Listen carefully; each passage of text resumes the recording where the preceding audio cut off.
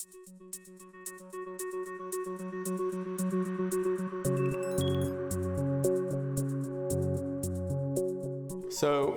what I'd like to tell you about today is our efforts to get a high temporal and spatial resolution of changes in membranes in the cell. And what we're doing is using electron microscopy with a technique that's called flash and freeze. And the key to this technique is to be able to synchronize the cell at a particular time and then look at events that occur afterward. And so we've come up with two methods for synchronizing cellular activity. The first is light stimulation, and the second is electrical stimulation. So I'll tell you about both of those. So the way a synapse works is shown here. I think a lot of you are familiar with that. This is the vision of Bernard Katz. And here's the cell body of the neuron, and an action potential travels down this axon and then invades the bouton, the presynaptic bouton. And what that does is open voltage-gated calcium channels, and calcium channels then open up and cause the fusion of synaptic vesicles filled with neurotransmitter to fuse with the plasma membrane and release those molecules onto ligand-gated ion channels on the postsynaptic surface. And so at the time, this was not believed. It was thought that these synaptic vesicles that were observed did in fact contain neurotransmitter, but they were just storage organelles for neurotransmitter. And the reason was that no one had seen these vesicles actually fuse with the plasma membrane after a stimulus, and so it wasn't clear that this part of the hypothesis was correct. And it took some 23 years before that was proven. And that was proven by the work of John Heuser and Tom Rees, because they built a really cool instrument called the freeze slammer. And that's what's shown here. So they have a piece of the frog pectoral muscle, which is really thin and can freeze very rapidly. And then they have nerves that are still attached and wrapped around stimulating wires. And these stimulating wires, this whole apparatus was attached here to this rod, and the stimulating wires went up and could be connected to a circuit. And so what they could do then was release this solenoid, and then as the bar was following through space, they would calculate 5 milliseconds before it hit a copper block cooled to 4 Kelvin, stimulate the motor neurons, which would then cause an action potential, which would then cause the release of neurotransmitter at the neuromuscular junction. And then they could ask whether the vesicles actually fused. And this is the image they got out of that. Absolutely spectacular. So here is a frog neuromuscular junction, which has not been stimulated. You can see that there are vesicles that are docked at that surface. And stimulated and then frozen 5 milliseconds later, you see these beautiful fusions that are taking place of the synaptic vesicles fusing with the plasma membrane and releasing neurotransmitter. So Katz's quantal and vesicle hypothesis was thereby proved. But Tom and John also recognized that there was another problem, and that is that there was a limited number of synaptic vesicles at a synapse. And so at a neuromuscular junction, maybe there's 300. And a mouse neuromuscular junction can fire at 100 times a second. So at these rates, you can see that the synaptic vesicles could be rapidly consumed, and then you would exhaust the synapse and it would no longer be functional. And so they then were convinced that these synaptic vesicles had to be recycled locally. It would take a week for vesicles to be transported down the axon to replenish a synapse. So there had to be local recycling. And so what they did was they used their freeze slammer once again. And now, instead of freezing 5 milliseconds after stimulation, would freeze 1 second, and then 2 seconds, and 10 seconds, 15 seconds, to 30 seconds, and then look at each of those stages and see whether they could see membrane being taken back in. Now, this is a freeze fracture. So what they've done is they've taken their ice block and they've hit it with a wedge on the side, and that ice block will break where the weak parts are. So where are the weak parts? It's where the lipid bilayers are. So there's no covalent bonds between those lipid bilayers. Everything else is frozen and stuck together. So when they strike the block, it splits at the lipid bilayer. They can coat that with an electron-dense material, take those replicas and put them in the electron microscope. And this is what they saw. At 0 milliseconds, that is an unstimulated synapse, you can see these little buttons, and those are likely to be calcium channels. At 5 milliseconds after stimulation, they could see these indentations, and these are vesicles that are on the other side of the screen, right? We're looking at the face of the synapse. Those are now fusing with the membrane and creating these dimples. Then they looked at 1 second and, for 3 seconds, 10 seconds, and so on, and they saw nothing. And it wasn't until 30 seconds that they began to see these proteins would come together and form clusters, and then they would be pulled inside. So you see these little dips. This one in particular is beautiful because you can see the neck where it broke off, because of course you can't break into that concave surface. When they looked at cross sections, they saw that these invaginations were coated with this electron-dense material, and it had been seen before. This is clathrin. And so they now were able to say that at synapses, after stimulation, that vesicles or membranes that are lost to the plasma membrane are recycled via this clathrin-mediated process, and the process is rather slow. It takes about 30 seconds. So we have revisited those experiments, and I think we see another process that's occurring. We call this ultra-fast endocytosis, and in this case we see that the membrane is removed from the surface between 50 to 300 milliseconds in a mouse neuron. This then generates a synaptic endosome within 1 second. These are budded by clathrin into mature synaptic vesicles that can be refilled and reused in 5 seconds. So the process that we're observing is much faster than what had been observed by Heuser and Rees. So when we started these experiments, we needed the way to replicate the freeze slammer. We needed to freeze the samples as quickly as possible, and it needed to be deep because the first organism that we did this in was C. elegans, and so it's 80 to 100 microns thick, so we needed to have a frozen sample all the way through. So the way the high-pressure freezer works, it goes from 1 to 2,000 atmospheres in 15 milliseconds. So the water molecules are vibrating around, but under high pressure they become sluggish. And if you can drop the temperature fast enough, then you don't have time for those molecules to reorder themselves and then generate ice crystals. Ice crystals will shred your cells, so there will be no morphology left. And so by doing this, we're able to freeze the sample without any distortions from ice crystals. So we're doing this. The experiments I'm going to show you here are not done in C. elegans in the nematode. They're done in cultured hippocampal neurons.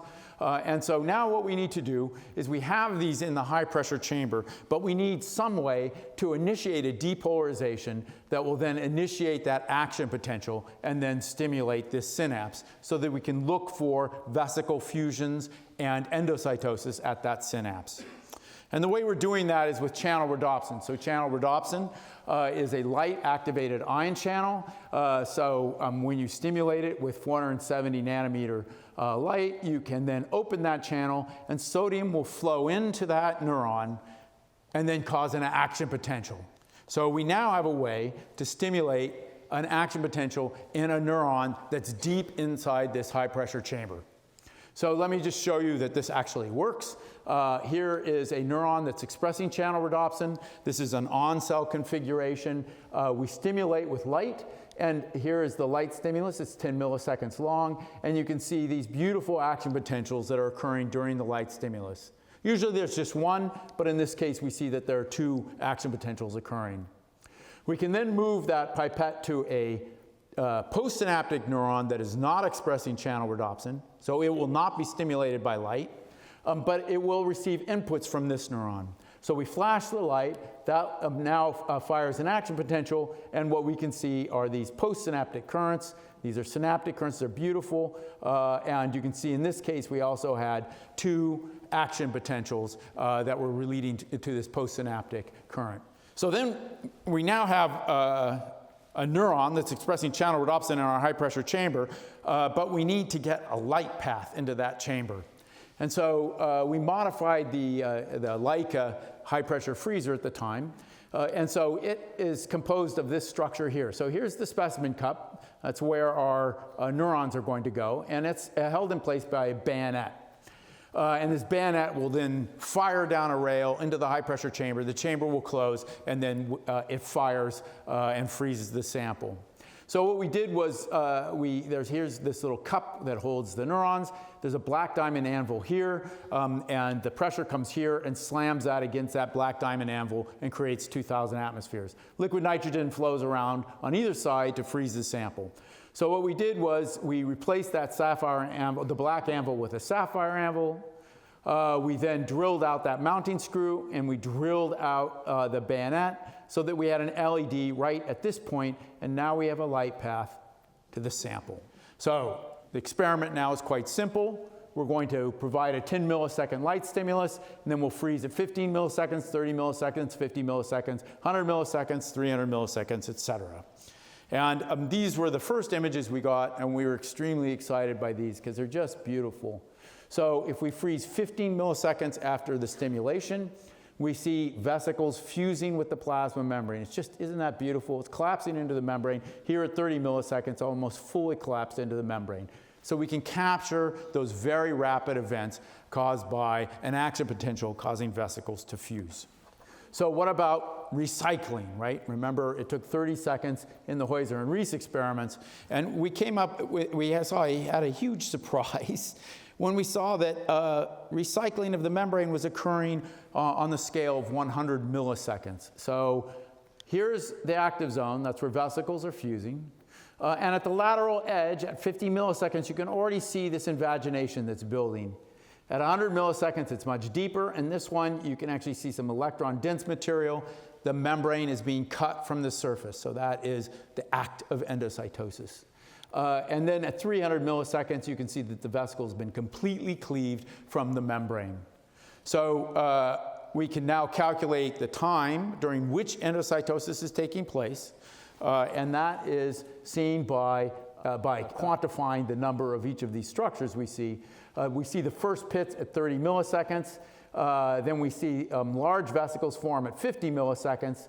We see the last pits forming at 300 milliseconds. And so that determines the first presence of vesicles and the last presence of the appearance of vesicles. So endocytosis is taking place between 50 to 300 milliseconds. So this is a tomogram, and it's really an important image. So I want to spend a minute on it. So what we've done here is done a tilt series and reconstructed the electron densities inside that thick section.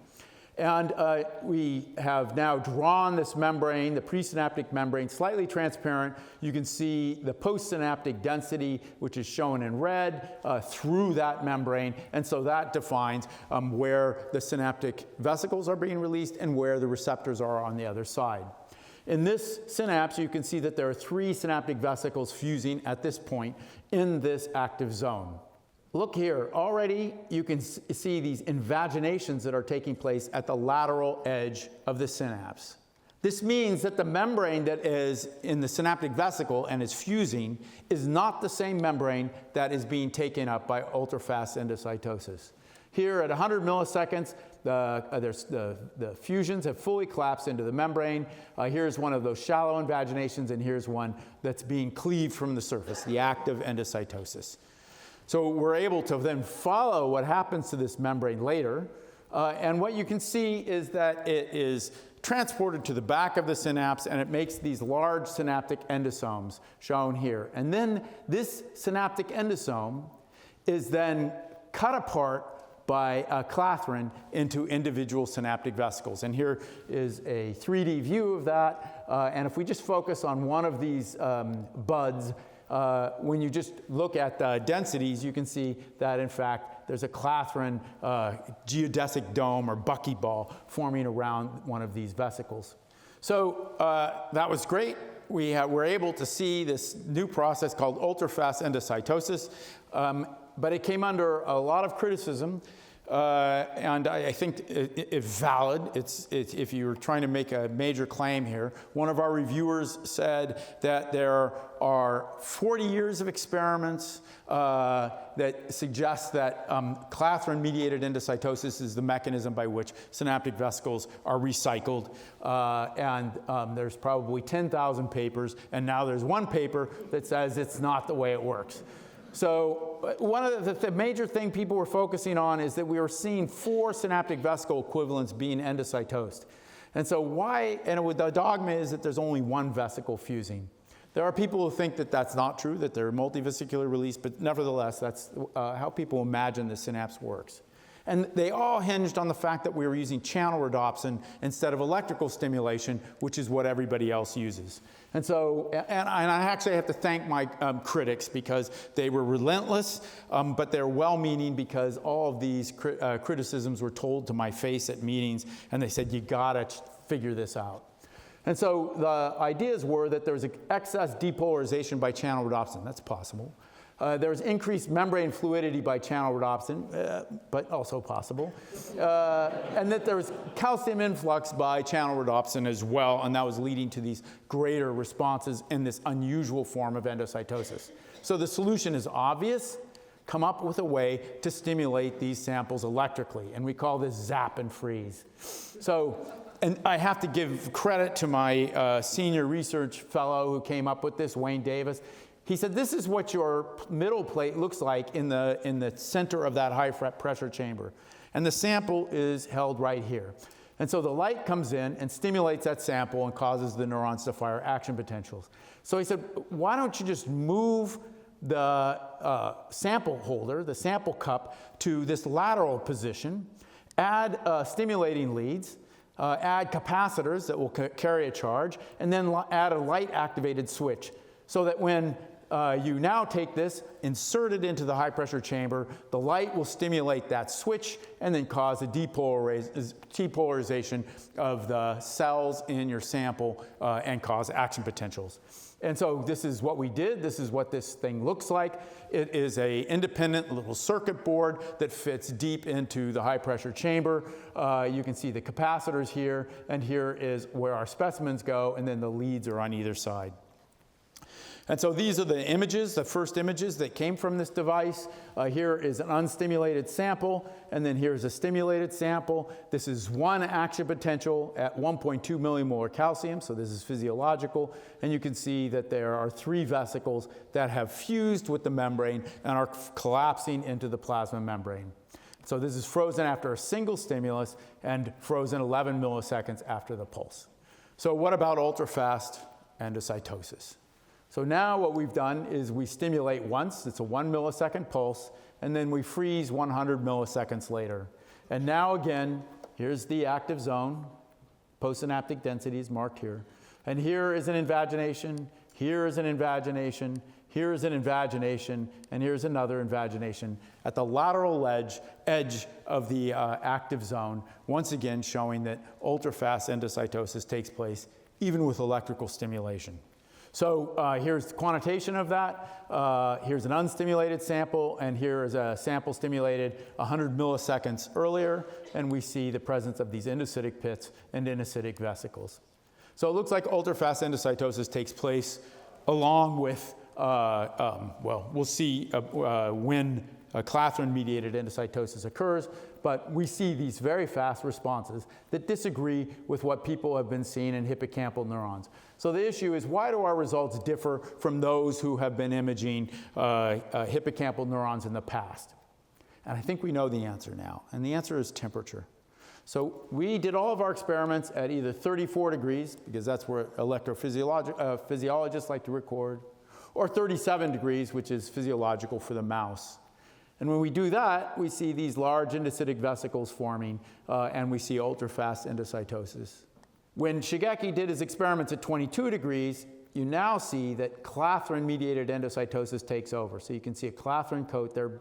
Here's an enlargement of that beautiful clathrin coat.